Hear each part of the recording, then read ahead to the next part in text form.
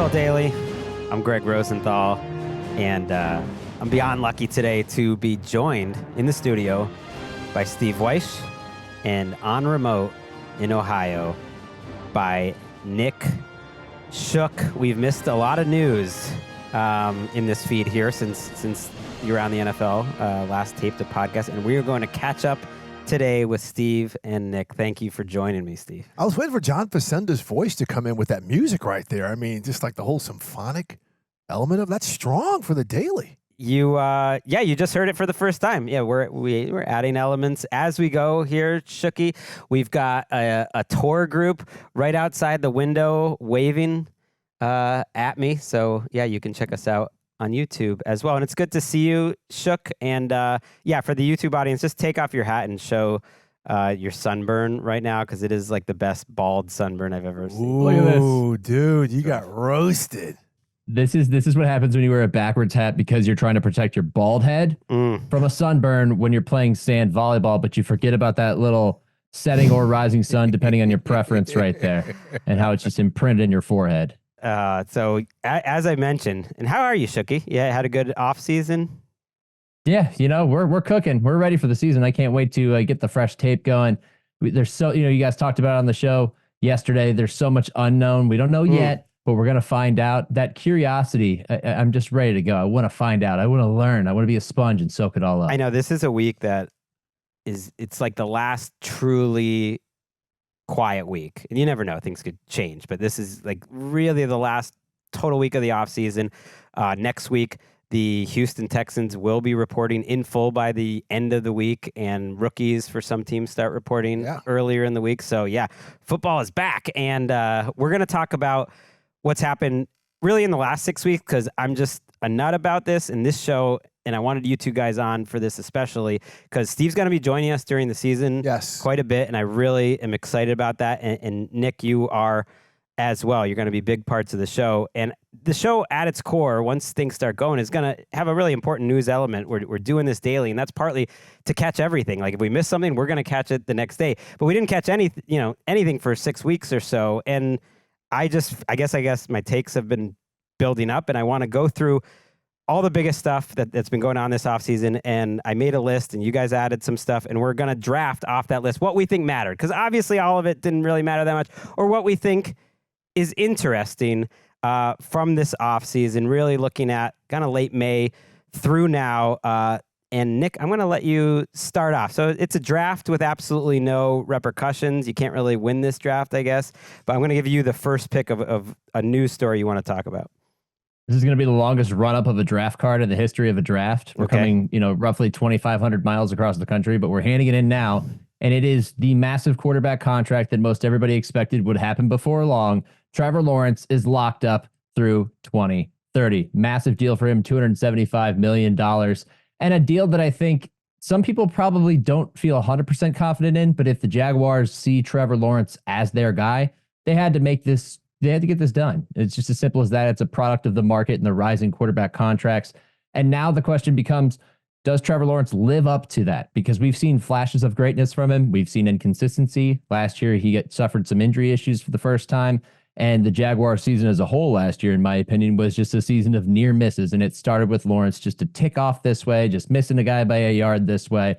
Mistakes here, could never really get into a rhythm, and they fell apart down the stretch. So him getting this contract now, it's a vote of confidence. You have your quarterback established, but the pressure instantly is on to live up to that contract. He's no longer a rookie just trying to find his way. Yeah, the pressure's on because when I saw this, Nick, this is the one where front office guys, Greg. Mm-hmm. That's what they say. What do we do if we let him go? Like if we don't pay him, what's the next plan? And that's where a lot of teams get caught. Like, what are we doing? Are we going to be bad enough to draft a guy? We want to go through that because the coaching staff is going to get fired. Or do we really believe that Trevor Lawrence is that guy? And as Nick said, we've seen flashes where there's been no doubt. I've talked to coaches who've been like, man, this guy is seeing the field differently. He's picking us apart. But we've seen some inconsistencies. And we saw last year when Christian Kirk went down, they could not generate much of an offense. Is that on Trevor Lawrence? Was that other guys not stepping up? Was that on the play calling? What happened, with the way they were supposed to function? We saw him try to gut through that ankle injury and things like that. So I think that's where it works. But this season is going to be interesting because last year this time, the Jags are going to win the AFC South. Mm-hmm. Now, they're in the. I mean, Houston is a team to beat. The Colts with Anthony Richardson, they were on the cusp of a playoff. I mean, Trevor Lawrence is the third most exciting quarterback in this division now. Sorry. I mean, that's just because I like Anthony Richardson. I'm not saying he's better than Trevor Lawrence, but I want to see him. I thought you were putting Will Levis ahead of him. Will Levis is exciting. We're going to have Nate Tyson on Monday, and he is the biggest Will Levis fan out there. Will Levis, he's shown flashes, too. He's compelling. These contracts are tough to analyze because they're all so similar, and that doesn't seem right. Like, why is Trevor Lawrence getting close to the same contract as these players that are just clearly better than him? But it's just how the NFL works. Like, you just can't change it. It's really because of the salary cap. And the guys like Mahomes and Allen and Joe Burrow and Herbert, and those contracts are a little better. If Jalen Hurts. Right. If you really look under the hood, this Trevor Lawrence one was like a small discount. Actually, in terms of the first 3 or 4 years, we're okay, but kind of at a lower level, and long-term, definitely at just like a slightly lower level. But that's just how the NFL works, that everyone gets about the same contract, and you hope if the top 12 quarterbacks are all pretty close in contracts, that your guy is just higher on that list. And Lawrence hasn't been yet, but it's also a no-brainer because you just don't want to be the Cowboys and wait until the last year because you'll end up paying more. Yeah. And Dak doesn't have that contract. And to me, Trevor Lawrence is at a similar place in the pecking order. It kind of reminds me a little bit of Kyler Murray, who's also a number 1 overall pick, where he was at a similar place. The difference is Lawrence just had the hype. Like, Kyler Murray, I think, has had moments, and he's shown where he is, but like not exactly where you want to be. And that, to me, that's where Trevor Lawrence is. It's just people expected more out of Trevor Lawrence, so they grade him on a different curve. And it's funny because we're talking about this because the money's insane, right? But we said the same thing when Patrick Mahomes initially signed that 10-year, $450 million deal. That is a bargain. Oh, my gosh. And it's only like 4 years after he did it. I kind of knew that, though. When they made that 10 years, any 10-year contract in the NFL ends up being a bargain, yeah. But, yeah, I mean, I think that's where we are. All right, let's go. Draft pick number 2, Steve Wyche. Let's go. Well, I'm going to stay in the division because this has been the summer of C.J. Stroud. Okay. You talk about the 6 weeks. Greg, if you had your eyes closed, you would have missed it because he's been everywhere, right? He did the thing over in Asia, which was great with Micah Parsons. He's been on all these podcasts. We see him at the Fanatics White Party, but then we also see him in the street in Houston, like after a natural disaster, like just helping out, playing catch with guys. And the fact that this was a player who last year was being debated, is he the number 1 or the number 2 quarterback coming out of the draft? A lot of people didn't like him because he was inconsistent at Ohio State. Comes in and has this huge first year, completely franchise changing, and legitimately you can say that, a franchise changing player. The Houston Texans were the poster children of dysfunction. And in one season with him and D'Amico Ryans coming in, he elevated guys around him, took them to the playoffs, and is now on track, a top 5 betting favorite to be the MVP next season. So the fact that he has shown some of himself, Nick, like as a human being, on top of what we saw on the field and heard about what he did in locker rooms and inviting guys over to his house every Thursday night, whatever. This, to me, the summer of C.J. Stroud has been absolutely fantastic. In the fact where, Micah Parsons is sitting there talking about, I could hit 5 3-pointers in an NBA game. And Stroud's like, no, you can't. You're not even getting one off against these guys. Like, don't be stupid. He has no filter when talking about other players. Great. And he's, we talked about him on our first show too, just from a football perspective. But you're right. I just love him as a person. Like, he wasn't afraid to throw a little shade there at Aaron Rodgers. No. Like, not the biggest Aaron Rodgers fan. He was just talking about his game, and he's a ball knower. And yeah, he was doing something. Who knows? Maybe other Cowboys teammates would like to do. Just shade, Micah, just a little bit. Just like if he's getting out of order, just say something back. Are you a big CJ guy, Nick? I would like to go on the record as stating that I was one of the bigger CJ guys out there, just from his combine workout, his presence at the combine. I was taken aback at his press conference when people were asking him, hey, why don't you run that much? And, what are your greatest strengths? He goes, I don't run that much because I don't feel I need to run that much because my greatest strength is my accuracy. And I'm going to show that off in the field. And then he went out there and put together one of the best workouts, obviously against air, that I've ever seen from a quarterback at the combine. I was instantly, taken by him. I was ready to roll with him as my franchise quarterback. And that doesn't even, tie into the fact that I watched him religiously at Ohio State, because I felt like he didn't quite meet expectation at Ohio State. So at that point, as soon as they took him and proceeded, it was like, all right, well, he's in a situation now where the Texans have done some things in the offseason. Maybe they could. Are you a Buckeyes fan? I am a Buckeyes fan. I mean, that's everybody from Ohio is. I know, but that's pretty harsh to say he didn't meet expectations. Like, I watched. Yeah, but you have to understand, Justin Fields was really special at Ohio State in a different way. So it was a slight step down, but it's funny because their careers are the exact opposite. I mean, how about that semifinal game? I don't know if anyone can top what CJ Stroud did. That was his best performance against Georgia. That was insane. You didn't know. Yeah, until then, you didn't really know that. And I look back and thought, man, I wish he would have been that guy against Michigan the last couple of years. Oh, there it is. I know. Yeah, I got to get it out. But you know what? There it is. 4 straight. It's like a competition between the Ohio State and Michigan. Who can be the most annoying fan base in the entire country? I'm sorry. On any planet. And I don't know. I don't know who it is. Michigan probably has the honor right now just because they have the title. All right, I'm going to pick third. I'm going to talk about Brandon Aiyuk. 49ers are very active, and maybe we'll get to a few other players on them. But he didn't show up for minicamp. Surprise. Had a meeting with the 49ers that we heard about. Let's actually listen to Brandon Aiyuk. This is courtesy of the Pivot podcast. If I were to take a guess, probably a Niner uniform. Probably a Niner uniform. I mean, if not a Niner uniform, probably a Washington Commander uniform. If not a Washington Commander uniform, probably a Steelers uniform. From your lips to God's ears. So, Brad, that was wild because he was answering a question about where he sees what uniform he sees himself in 2024. And he started with the 49ers, to be clear, and I believe that is by far the most likely option. But you don't hear players normally just mention the other team. So you know he kind of knows something there. Commanders, of course, is run by Adam Peters, who is in the 49ers building, so he knows how good they are. And this is just one of those to watch. We're going to have Ian Rapoport on later, and we're going to talk about some potential holdouts, kind of which guys he thinks are more likely, less likely to hold out. But Aiyuk was making a lot of noise in the offseason. It's gone up and down. Like whatever week you check in, and it depends. It changes whether you think he's going to show up, how happy he is. I think they know how good he is. But it is interesting that, look, CMC got his 2-year extension. That was worth about $19 million per.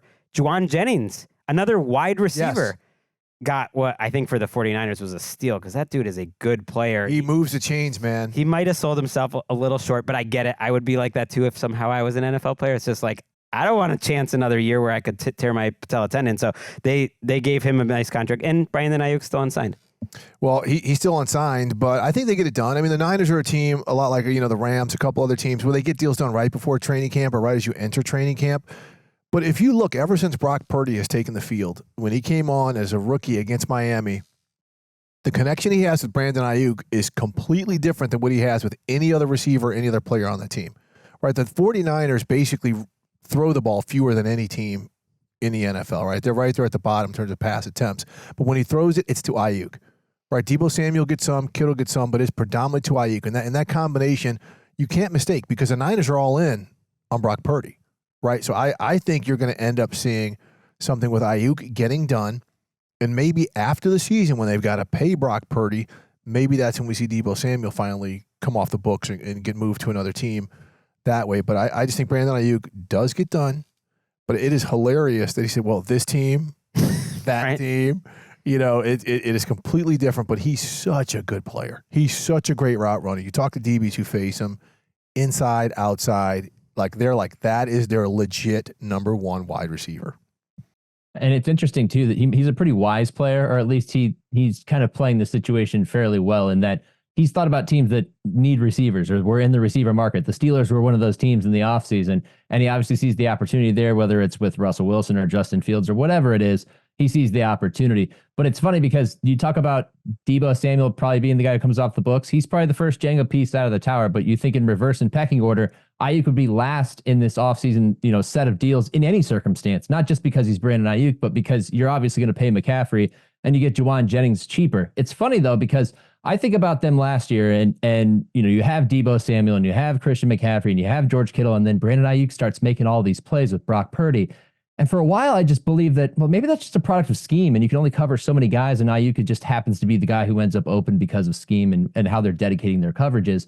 And then we got through the season and I look back and realize, no, he's just a damn good football player. And he's going to continue to be one, and he's going to get paid like one. He's a great example of the guy you are drafting is not the guy necessarily that he's going to be in year 4. Because if someone had said that dude was that when he was coming out of college was going to be one of the best route runners in the league, he was just not that dude. Steve Smith said it. Steve Smith said it. Okay, well, I didn't see it. I didn't see it, and not a lot of people saw it, but Shanahan saw it. What you did see was he was going to be one of the yak monsters right off the bat. Like, he was going to make people miss, and he'd be a different version of like a Deebo. But now he's complete. He's clearly, to me, more valuable than Deebo. And I do now, as we're talking this through, and this is why I wanted to do it with you guys, just like process all this stuff. Like, oh yeah, the Jennings deal sets them up for when they trade Deebo. Like, because that's paid, they just spent their first round pick on a wide receiver, Ricky Pearsall. Yeah. So I was kind of surprised by the Jennings deal, but they're locking in a really good number 3, one of the best in the league, great blocker at a low rate, and that's going to free them up to trade Deebo. So we solved the 49ers. So we did. Nick, why don't you go up, take another story off the board here. Actually, we're going to solve world hunger. I'm going to go back to the Texans for a second, because part of the summer of CJ Stroud connection was his teammates who got paid and the people that they brought in. Nico Collins gets a new deal in the offseason, and you might see that and think, Nico Collins, how is he getting that type of money? Well, if you watch the Texans last year, when it wasn't Tank Dell making plays, Nico Collins was CJ Stroud's favorite receiver. It was obvious in the preseason that Nico Collins was going to be his favorite receiver. He was the most reliable, and he's exceeded all expectations. So, of course, now is the time with the guy on the rookie contract and CJ Stroud to pay him. And people probably still aren't going to pay attention to him because they're not going to think about money when they think about brand name. They're going to go to Stephon Diggs. They're going to go to Tank Dell because his nickname's Tank. But Nico Collins continues to be an integral part of this offense. So I'm happy for him that he got paid. And again, that doesn't happen without CJ Stroud. And it just kind of, points again to how you put a franchise quarterback in there and a young one who has success, and it just spiderwebs out, and everybody around him, they all get affected positively by it. Yeah, look, man, you talk about the Nico Collins contract, the Amon-Ra St. Brown wide receiver contract, since we're talking about Aiyuk. Yes. I mean, that's why we're having the stair step. We talk about how the quarterback contracts are coming like that. Now you're seeing that $30 million a year APY, which now Tyreek Hill wants to get back on top of that. He was the highest. That's something that we're seeing with these contracts. But speaking of the Texans, I mean, look what they did defensively. They add Danielle Hunter after lose Jonathan Grenard. They add Danico Autry. I mean, that guy's been a heck of a player. Like, this team, getting Joe Mixon and Nick, being up there in AFC North country, that dude is for a 7th rounder, Steve. It's almost too much. There's almost like everything's a little too perfect that it worries me. Yeah. But sometimes the hype team that had the big lift the year before, sometimes they continue and take that lift. The Lions did it a year ago. Yep. I tend to, and I did it, I was fading essentially the Jaguars last year because when you jump up that much, usually it's hard to maintain it. And my instinct would be to do that with the Texans this year too, but I just can't do it because of everything you just said and because it's CJ. And yeah, Nico Collins, people were like, I can't believe Nico Collins is making that much money. Watch Nico Collins. Like, people get too carried away with, is he a number 1 or is he number 2? He's one of the 25 or so best receivers in the league. He is a tall, physical guy who can snatch the ball, play on the outside, and make really good plays after the catch. Like, he really is a complete receiver. He's not that different, actually, from an Aiyuk. Not quite as physical, but that was just 24. When you do these contracts, they're tacking on. It was an extension, so it looks like it was $24 million per year. But really, if it's the whole contract, it was $18 per year, which for a wide receiver is affordable these days. We'll probably talk about more receiver contracts because we haven't talked about the biggest one. But first, we're going to take a quick break.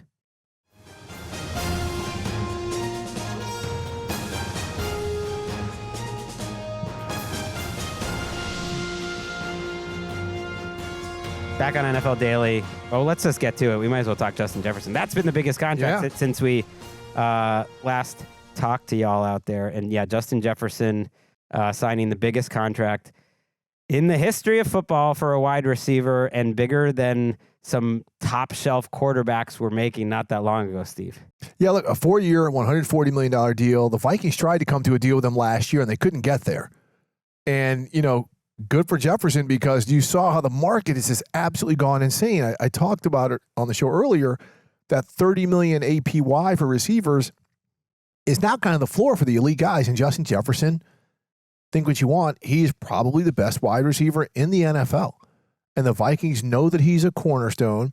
They've got a quarterback in Sam Darnold, who they're not paying big money to. And then they drafted a quarterback who they're playing a rookie numbers to. So you can afford to do this, especially when they made some of the changes that they made, getting somebody who costs less and Jonathan Grenard as an edge rusher than Daniil Hunter. They got rid of Marcus Davenport on one side because they developed some young pass rushers. So they've got a good offensive line. We'll see what happens at running back right there. They got Aaron Jones up there. So, I mean, the Vikings are one of these teams where if they even get adequate quarterback play with a guy like Justin Jefferson, we're going to be talking about them being a playoff team when no one is mentioning them right now. Again, when you got a guy like Justin Jefferson to occupy defensive coordinators' game planning all week, he's going to be worth the money for that alone to open up the rest of the offense. I mean, he's the best receiver in the league, I believe, since he entered the league. So it's not surprising that he's the one to break this barrier. But wow, $110 million guaranteed, Nick. Like, that is more than on some big quarterback contracts not that long ago. And you think like, is that crazy for a receiver? And then I think like Derek White, my favorite player in the NBA, got $125 million. So man, Justin Jefferson's underplayed. Have your kids be basketball players. What do you think though, Nick, of like wide receivers have really turned into, even maybe ahead of edge rushers, the number 2 position now? And I think it's partly in effect of the analytical thinking of front offices. It's like, that's sort of a drum PFF types have been saying for a while, that like wide receiver is probably the next most important position. Maybe it's defensive end. Well, first off, I knew the Celtics would make it in here eventually, so congratulations, Greg. But yeah, I look at it kind of as an inverse with the Vikings, especially because you have a rookie quarterback, and there are just a small handful of receivers who can perform regardless of who's throwing it to them, and Justin Jefferson is among that group. So instead of paying a quarterback 30, 35 or more $1 million a year, you pay Justin Jefferson that money. You go with a rookie. You go with a Sam Darnold as a veteran, potentially starter, maybe backup. We'll see how that shakes out. Right now, he looks like he's going to be the starter, but there's a lot of camp left to go. And you take those combined financial savings and you just dump it on that receiver, a guy who elevates the rest of the offense. He can, he's one of those rare guys that you can double him and he's still going to make plays. He's going to make plays when it's 4th and a mile and climb the ladder and make a one-handed catch to keep your team alive in a thrilling game. That's just who he is. You pay these guys because no matter what draft class it is, it's once in a generation or right around that range that you're going to find a guy like Justin Jefferson. So even if it hurts your wallet, it's money well spent. Yeah, and it informs why they let Kirk Cousins go. They knew they were doing this contract all along. I mean, Quessy said it. He said, we're going to make him the highest paid non-QB in history at the podium. That's what I knew. Like, A, this is happening, and B, they've already offered that, but he didn't take it. Like, he wanted more than that, which is incredible. Let's listen to Jefferson, and then Steve, you're gonna pick after that. This is definitely, just like I've been saying, this is the start of a lot. This is something I've been waiting for, and now being the leader of this team and, carrying myself a different way. Just like I told him, I'm going to be on everyone, but I'm going to be on, everyone hard, and I'm going to make sure that I'm the leader of this team, and, we're working to where we want to go, which is a world championship. Jefferson has cut through just like few others, because if you watch youth flag football, they're all doing not just his gritty, but with the upside down eyes, and they're all doing Jefferson's celebration. Well, and they love him in Minneapolis. I mean, I'm a native of there. They love him, the organization, the community. So that's it. So my turn to redraft, right? I'm coming in next in line. So I want to go to Micah Parsons. Okay, we've got Malik Hooker taking. His teammate taking shots at him, him going back and forth. But Micah has been joining C.J. Stroud a little bit about being out there in the summer of Micah. But you gave us a quote talking about his new defensive coordinator, Mike Zimmer. Remember his old DC, Dan Quinn, who moved him from an inside linebacker to an edge rusher where he's become a star. Says, honestly, me and Zim have probably said a total of 20 words together. he's a very quiet person. All I keep hearing from the coach is Zim likes it like this. Well, I like it that way. So I can't wait to sit down with him because that would be pretty cool. Obviously, old school mindset, old school mentality. You know, I think he's had a lot of great players, but he ain't ever had a Micah. Ooh. He's never had a Micah. He hasn't. And this is where it's going to be very interesting because, you know, he said he's only said 20 words to Mike Zimmer. Mike Zimmer will say some things to him that are often preceded by an F and followed by an F. Mike Zimmer is I know Zim quite well, right? And Zim is one of the best coaches. But where I think Micah Parsons, like, okay, we saw Dan Quinn previously move him from inside to edge and kind of use him as that little kind of unicorn type defender. Nobody may do that better than Mike Zimmer with certain guys. And I want to go back to when Zim was a defensive coordinator on the Falcons 2007 team with Bobby Petrino as the head coach. Wow. That staff, by the way, was absolutely fantastic. But Zim had a guy outside linebacker named Michael Boley, right? And this is a guy, kind of a long, rangy dude, just kind of a dude, though. And when Zim had him, Boley, 2 interceptions, 7 passes defense, 4 forced fumbles, 3 sacks, 110 tackles, 7 quarterback hits. Zim goes to Cincinnati, does the same thing with guys like Carlos Dunlap, does the same thing with guys like Geno Atkins and Vontaze Burfict. You know, he did the same thing with Anthony Barr. Zim will find a special talent. He sees things in guys that other people may not see. We all see it in Micah, but he might be able to do something with Micah Parsons that we have not seen before. So, again, we all know this is a 1-year audition for that coaching staff right there. They have got to get to the playoffs and make a deep run. But I think Mike Zimmer paired with Micah Parsons, and this is no shot at Dan Quinn because he's fabulous at making people into stars and putting people in position to succeed. That could be an interesting marriage. Either it's going to be highly successful, like I just said with Michael Boley, or it could be a nuclear disaster because Dan Quinn is a very player-friendly guy, and Mike Zimmer, guys love playing for him, but he's one of those old Bill Parcells type of dudes who will tell you about yourself in ways that you don't want to hear. Do you think Parsons is disciplined enough in terms of doing what the coaches want him to do to play in that sort of defense? Well, to me, he has a little bit of Lawrence Taylor to him talent-wise, and sometimes he's just doing his own thing, but it works quite a bit. Yeah, I mean, again, I think he will because, again, Zimmer has shown historically to make guys better. Now, he's tough, and it wears on guys. But, I mean, you'll find most superstar athletes, especially defensive players, they want to be coached hard. They may not like the guy, but they want to be coached hard if they're seeing the results. And that's going to be the big thing with the Dallas Cowboys this season. Nick, let's go to you next with a pick. I want to get through as much as we can before we get Ian in on this show. All right, we brought this up earlier, but Anthony Richardson goes down with a shoulder injury after the first month of the season and completely fades from the consciousness of football. Fast forward to where we are now. He just completed mandatory minicamp, and he did pretty well. He's had to sit out because of fatigue, but this guy is on track, and he's on his way back. So are we worried about his shoulder, or are we just gearing up for year 2 in which hopefully he makes it through a full season? Ooh. I am worried. Let's actually listen to Anthony Richardson and see what his reaction was. This was in June that you're talking about when he was not full go at the minicamp practice. Yeah, nothing to worry about. Dealt with this before. Normally I just ice up and just go back at it again, but they said there's no need to try to rush out there for the last day. When we got the season coming up, so I got 6 weeks to keep practicing and keep throwing and just keep getting my shoulder healthy. I'm a little concerned, aren't you? Like you didn't make it through the end of minicamp. You just don't know at this time of year, but see, he's reckless, and let's also not, the style he played was reckless. Let's also not forget when it comes to college players, they end their seasons and then they go straight to training. Like the hardest guys ever work is coming out of their college years into their rookie year. They have no breather. They've got no time for their body to kind of recover. Maybe that's what happened with him. And Nick, I'm coming back to you because I know you live in the Cleveland area.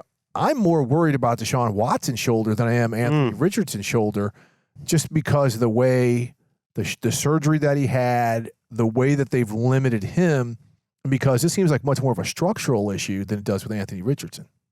Yeah, it's not often that you see a quarterback get suffer a glenoid fracture and then just come back perfectly fine. And And the Browns kind of were a little tight-lipped to a degree on Watson and didn't show a lot of footage, on social media and that type of thing. But again, it is mini camp. I agree. And the thing with that situation is the Browns are experiencing deja vu once again. Their entire season, hinges on whether Deshaun Watson can play well. And if he could be healthy enough to play, they pulled a rabbit out of a hat last year with Joe Flacco. That guy in that situation is not going to replicate itself in another year. So you need him to play well. So yeah, I would actually be more worried because I think more rides on Deshaun Watson than on Anthony Richardson. But between the two quarterbacks, the higher ceiling, in my opinion, right now, is Anthony Richardson. I just can't wait to watch him play. I thought he was one of the sloppier quarterbacks in that class because, his mechanics were a little sloppy. He was a little lazy with it. He wasn't fine-tuned and he'd missed some throws. He even did it at the combine.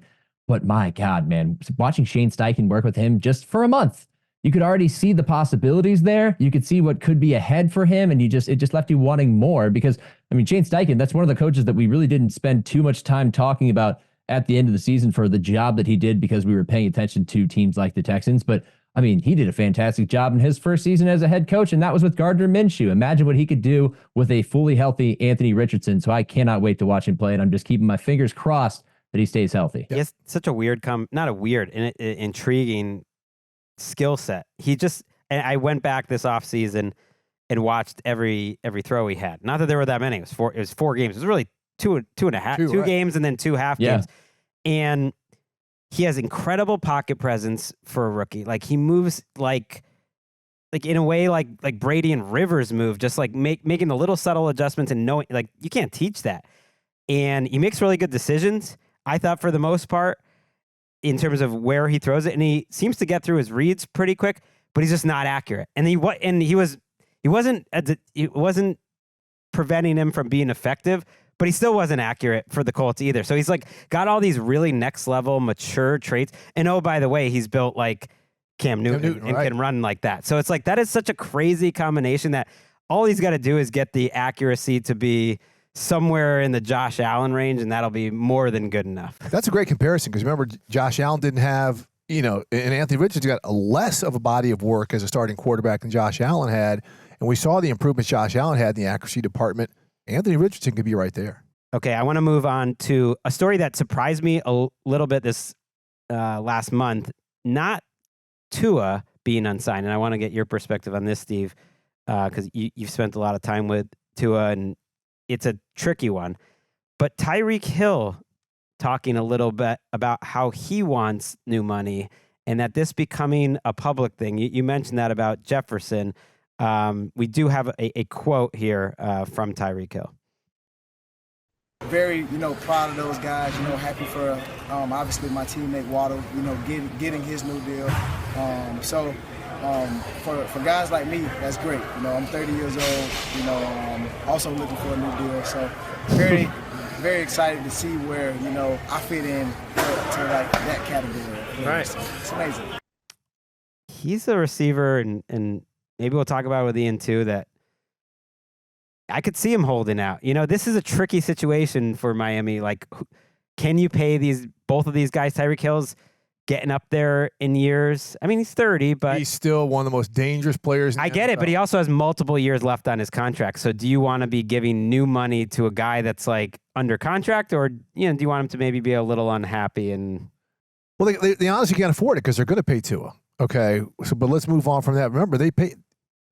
The whole Bradley Chubb contract. Are they going to pay Tua at the level of It's got to be up there. Okay. It's got to be up there. For nothing else, agents aren't taking, hometown deals and trying to convince other quarterbacks to do it, right? His number is going to be there, but maybe there's an out after 2 years that both of them agree on. Maybe there's the structure of it allows it in a way as to where he gets a bunch of money up front, but then in 2 or 3 years they can get out without taking a big type of hit. But,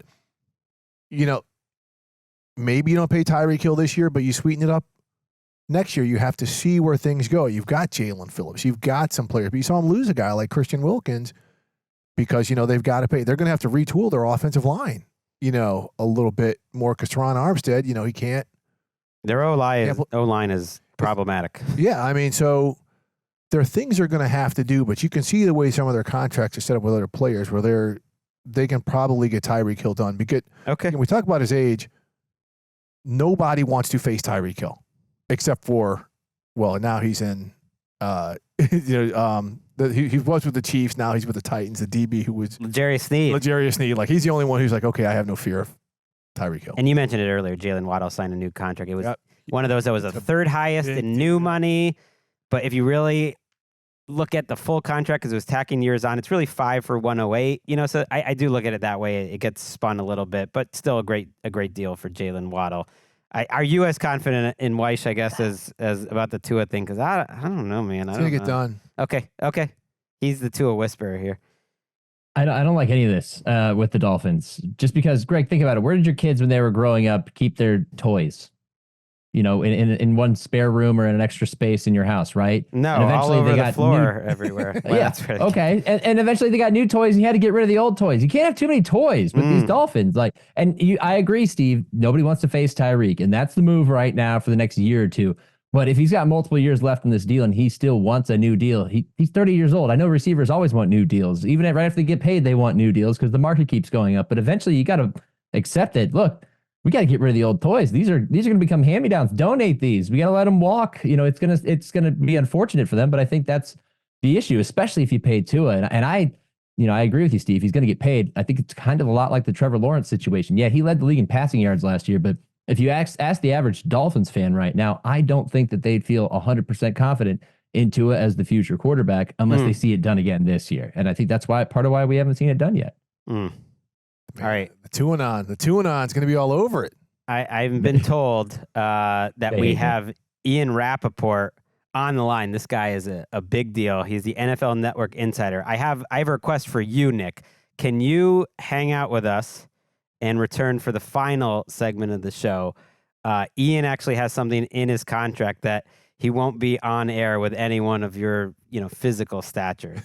I don't mind it, and I'm the smallest guy at the company, but that's what's happening here. Hey man, it's okay. I can go sit down. It'll make everybody else feel better. All right, we'll take a quick break, and we'll have Ian come on, and then we'll wrap the show with Nick in a little bit.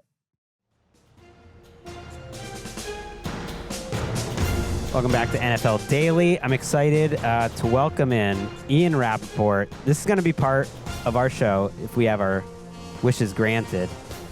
Every week. It's not always going to be you, Ian. It'll be an insider every week to give us the lowdown. You are NFL media's foremost insider. Don't tell that to Garofolo and Tom Pelissero. It's good to have you, Ian. I appreciate you taking time away from tennis watching to join me. All in on Taylor Fritz, saw Navarro lost. That kind of sucks. Been very fun. Oh, so you're breaking that news to me. Yeah, it really shows how much I love football and was excited to launch this show this week that I am basically missing the second week of Wimbledon other than like the early morning stuff. It hurts, but Zverev is out, and that is like almost like winning the championship. Every tournament when he loses, I celebrate, and I'm hoping Alcaraz. You and Taylor Fritz's girlfriend. Yeah, that's it.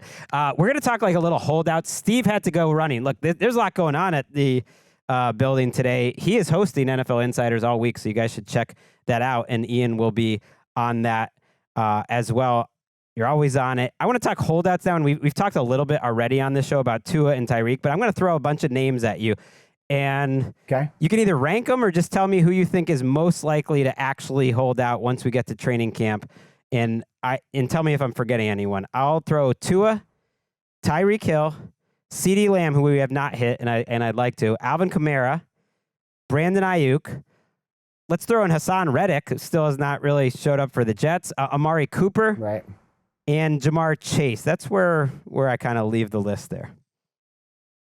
Okay, we'll go to some of the players who did not show up at minicamp, and these do not always correlate. It's not like a player misses minicamp and then you know that he is going to hold out, because we have seen very few actual real holdouts. So a couple last year, obviously it was the Zach Martin, that was one. It was the Bosa, that was another. I mean, we don't see a lot of them, but I think one thing players are sort of realizing is if you really want to get paid, if you really want to use the leverage you have, staying away with holding services is certainly a way to do it. I would say CeeDee Lamb and Brandon Aiyuk are two that are at least possibilities. And, look, we know this because they were not at minicamp. I mean, CeeDee Lamb is obviously very serious, and it seemed like there's been too much headway there. I think that's another one to watch. Jamar Chase, I know is very serious. I know wants to make, let's just say, 1 penny more than Justin Jefferson. He did decide to show up at minicamp, which seems to mean potentially that he would maybe show up at training camp. Now, is he going to do anything? I don't know. So a lot of time the difference here is just, are you physically present or not? Because you can hold in, which had the same effect as holding out. You just don't get fined as much, which is why it's something that has been obviously pretty attractive to players. So I do want to pat myself on the back here because no one else is going to do it for me. Ian, I think I created. Well, you're sitting there by Holden. yourself in a room. So. Well, that's true. Yeah, Steve had to go. I think I coined Holden. I really did. Really? I wanted like it because it was a new CBA thing, and I started writing it on our website, and I started saying it on the podcast, and we put it in some headlines, and I swear I hadn't seen it anywhere else. And now it's just a thing. So I've contributed very, very little to the football community over the years, but I think I contributed Holden. I feel like you did. I mean, I don't remember seeing anyone else besides you do it, nor did I really pay even attention to it until you started saying it. I feel like I don't think I created it, but I feel like I helped popularize officially official, like when you report a deal and then it becomes announced. So I would give myself kudos for that one. Now, there's other nonsense that I'm sure I've contributed to the NFL lexicon. Scooptown, I feel like, was one of my original words, which some people use to describe our little world. But yeah, your contribution is noted as well. Thank you. This is a tough combination. I think Ian, me, and you, we're just like gonna be so obnoxious as a combination that I don't know what that's gonna do. Maybe the listeners will love it. Maybe they will hate it.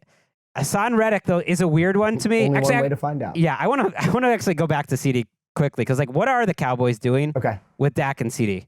Because, like, why are they the team that keeps waiting when it just seems like they look at the Eagles, for instance, in their division? It's like, oh, the smart teams get 2 years ahead of it, and instead they're a year behind. Like, why does that keep happening? Yeah, I mean, that is true. And, you know, look, the Eagles are unbelievably proactive, and a lot of times it works. Not all the time. Sometimes you extend your own player and it, you know, kind of blows up in your face. But these are the guys you should know well, right? So when Devontae Smith gets $25 million and all the other receivers, you know, jump him by a little, but still jump him, makes the Eagles seem like, well, they really are ahead of it. Now we'll see what kind of year he ends up having, but certainly someone who should get that kind of money. You know, I think the Cowboys have spent a lot of years dealing with dead money, dodging dead money, and I do think they wanted to take this year to kind of get their feet under them, get in better salary cap shape, and not, you know, essentially over leverage themselves. Now, that can be good, but what I think has happened is they've seen the market climb as high as possible. I mean, the quarterback market for sure climbed when Trevor Lawrence got 55. The receiver market sure climbed when Justin Jefferson got, was it 34, right, that he ended up getting? Broke that deal, I should remember it. But anyway, so I do think the Cowboys would like to pay CeeDee Lamb. The Dak Prescott one is interesting because up until recently, there's been almost no movement there, leading me to think, not reporting, but just think that he might actually play it out. And then Dak talked at his camp and said there's been conversations back and forth. This is the first time I think we've heard that there maybe have been contract conversations, so we'll keep an eye on that one.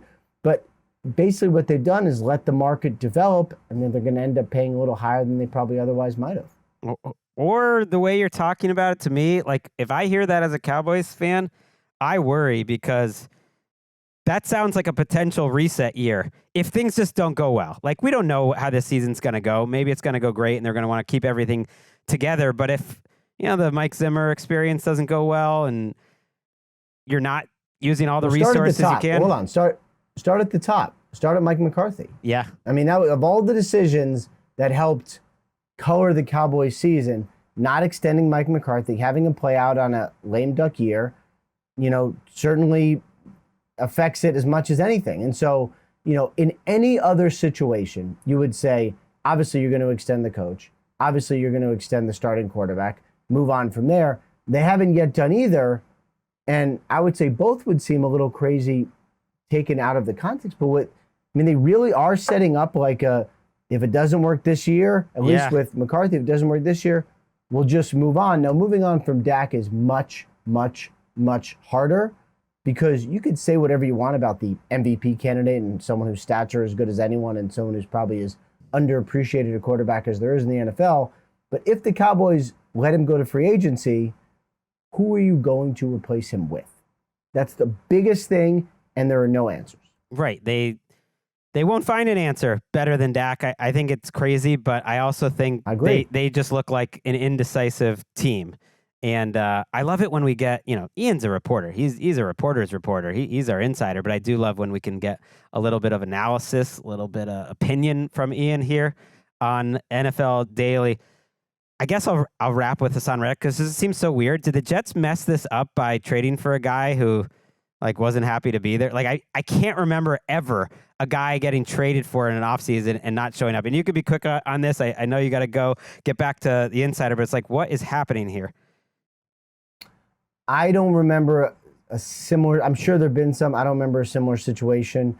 Did they screw it up? I mean, I don't think so because honestly, if a guy didn't show up for minicamp, sure. We spent a lot of time talking about it. There was a reporter whose name I totally forget who one time said to me, this world will be better if we ignore everything that we report from May till training camp starts. Do you remember who that was? No. Could have been anyone. Oh. It was you. Oh. Thank you. Yeah, I didn't know I was a reporter, or else I would have thought that was me, something that smart. Yeah, you're right. It would be better. Not much that happens before then, other than actual transactions and injuries and stuff like that. Right, other than actual transactions. But if we get through training camp and he hasn't signed, then it's a thing. I do not yet think that it's a thing.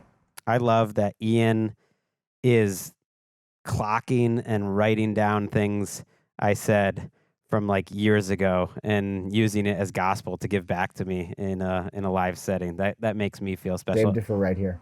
Ian, thank you so much. We hope to have you on, throughout the buildup of the season and hopefully in the season. I know you're a busy man. Appreciate your time. All right. Thank you for having me. Thanks, Ian.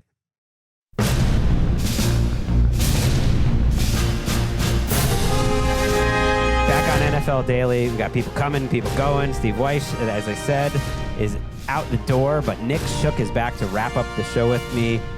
And I got to say, Nick, we didn't get to everything on the news rundown. And so I'm going to try to get to everything now. And good luck. It's a long list, and you can feel free to jump in when you can or ask you. But basically, everything that happened in the NFL for the last 6 weeks or so that we did not hit at the top of the show. Let's play some NFL Films music. We have this huge library, and it just feels like we got to start just taking full advantage of it. It's free, and it's amazing. Let's go, Randy. Oh, yeah, this is my favorite one. I mentioned Juwan Jennings got that contract. George Kittle, Jimmy Ward of the 49ers coming off core muscle surgeries. That was kind of sneaky big news out there. Darren Waller retired and also released one of the most regrettable music videos I've ever seen. Shook. It was bad. It was bad. It was really bad. Don't watch it. Just move on with your life. You never saw it. Maybe do watch it. But at least just skip to the really crazy part, which is the last minute and a half with the Kelsey Plum lookalike. Falcons, they only got fined a 5th-round pick for tampering with Kirk Cousins. Remember when we thought that was going to be a really big deal? It was not a big deal. The Jaguars finally got a stadium deal done, but they're not going to play in Jacksonville in 2027. That's on my radar as a sneaky, crazy story that's going to be coming up. The Chicago Bears are your Hard Knocks team this year. I'm excited for way more Matt Eberflus in my life. We also found out the in-season Hard Knocks team is actually 4 teams. It is the AFC North. What do you think about the division getting a whole Hard Knocks treatment? Nothing's harder than rough and tumble AFC North football. Let's go. I also think it was hard to do in-season Hard Knocks and make it great with one team so you get more good stuff with 4 teams. Mike Tomlin, speaking of the AFC North, signed an extension through 2027. His cornerback Cam Sutton got suspended 8 games. That was just this week. They knew he would be suspended when they signed him for an off-season domestic assault violation. Aaron Rodgers skipped minicamp. I thought that was kind of a nothing burger, but also was weird. Calais Campbell signed with the Dolphins. That was fun. In terms of first-team reps news, all Russell Wilson in Denver, all Sam Darnold in Minnesota. Jalen Hurts had a weird comment, or not a weird comment, but 95% of the Eagles' offense is new. So this is really Kellen Moore's offense. That's something to know about. One guy we didn't mention about holdouts was Marshawn Lattimore, because he showed up, so that is not going to be an issue. Your Browns, Shooky, signed Kevin Stefanski and Andrew Berry to contract extensions. And now they got to sign Amari Cooper to an extension because he held out in minicamp. But that'll happen before long. It was, I think that will happen. Corey Linsley, the Chargers center, retired. That sneaky, huge news for them just because he was such a good player. T. Higgins signed his franchise tag. Zach Martin said he could retire after the season. Thought that was interesting. The Raiders gave Max Crosby a raise just because. You never see this. But they just gave him a raise for this year just because he's so good. Didn't add any years on, just like they love him. And then he spent that money on a new field at Eastern Michigan. And as a MAC guy, thank you, Max Crosby, for reinvesting in the Mid-American Conference. Ramondre Stevenson got an extension. Najee Harris is not happy, is not talking, is not practicing because they didn't give him a fifth-year option or he wants a new contract. Something's going on there. Marshawn Lynch and Gavin Newsom have a podcast? What? That's weird. A UFL legend, Jake Bates, who hit back-to-back 64-yarders, was signed by the Lions. I love this. And I love that we end our news rundown that way. Hey, man, you can't buy big legs, so you got to go sign them, which is kind of like buying them, but not really. I do love... I mean, if you hit back-to-back 64-yarders, it feels the same. You should absolutely get signed. And, yeah, starter news, a couple last things. Just Jaden Daniels, they're not crowning him quite yet, and Daniel Jones maybe isn't going to be quite ready for training camp. It's something I'm going to keep an eye on. That's it for the news portion of this show. But Chuck, yesterday I introduced, just the concept of an after dinner mint, just something nice to end the show on. And I thought about something me and you talked about. We've known each other a long time, 10 years now. I actually hired you back in the day. And for people that don't know, that you can't just tell from this show, Chuck is just a great guy, a great friend, and we've gone through some things this offseason, some ups and some downs. And, you told me a great story about your grandfather, who I know is an important person in your life. It really stuck with me. It meant a lot to me. I thought, you know what, if you don't mind to hear it here on the podcast.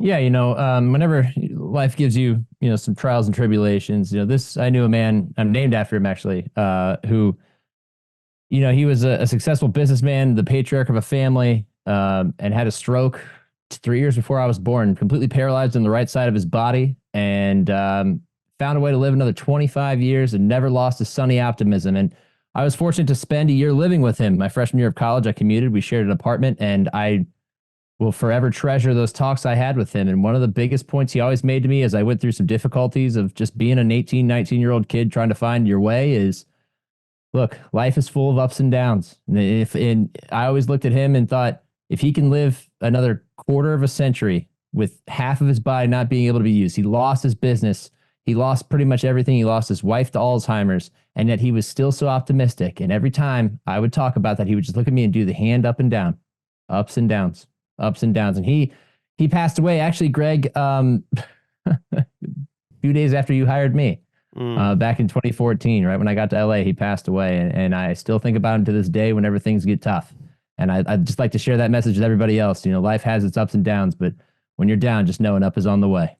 Yeah, it just stuck with me because you said, you're there in the room with him, and he obviously means so much to you and your family. You told me all about him. It really sounded like a great man and leader of your family, but that he just did that motion, and he just said, that's life. And it seems, I think if I was younger and I heard that, I might even be a little cynical about it, or be like, oh, of course, there's ups and downs. It doesn't mean anything to me. But I think as you get older, and I think you're wise beyond your years, Shook, you realize you're never gonna get to this point where it's just like, oh, I'm good there. And I think I thought that when I was younger, that it's like you're building towards something, and then you get there, and you're like, I'm good. This is nice. I'm here. And as you get older, I think your grandfather knew this better than we do, but that nothing's ever going to stay the same like that. You got to, first of all, appreciate when it is going on those ups, be there, be present, and love the hell out of it, and understand that it's not gonna last. Not that like just that life's not gonna last, because that's obviously, part of it, but just that moment, that stretch of time, those couple years, those couple months, whatever it's gonna be, like that's not forever, and you're gonna really be hit by something. That's everyone. That's life, and life is about how you respond and can get through those really tough times, but it's also about how you enjoy and appreciate those great times. Yeah, the one thing I always remind myself, and I had written on a Post-it note stuck to one of my computers back in the day, which was, it might sound dark, but it's true, and you can see it both positive and negative. Nothing is forever. So when the things are good, enjoy them and embrace them and value them. Soak it all in. And when it's bad, just know this won't last forever. The Tao of Shook. Appreciate you, man.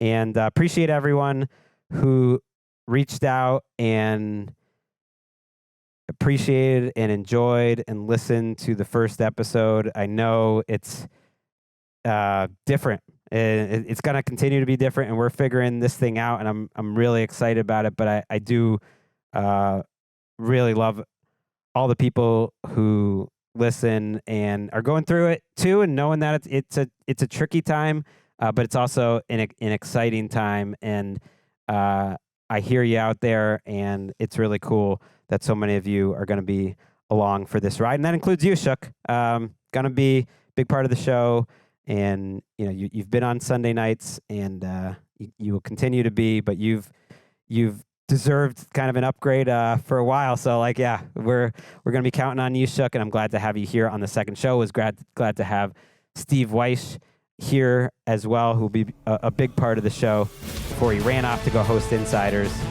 Ian Rapoport also helping us out with the holdout news. Excited for tomorrow. We got Mina Kimes. We're going to look ahead to the AFC and preview their camps. Until then, I'm Gregg Rosenthal. See you next time.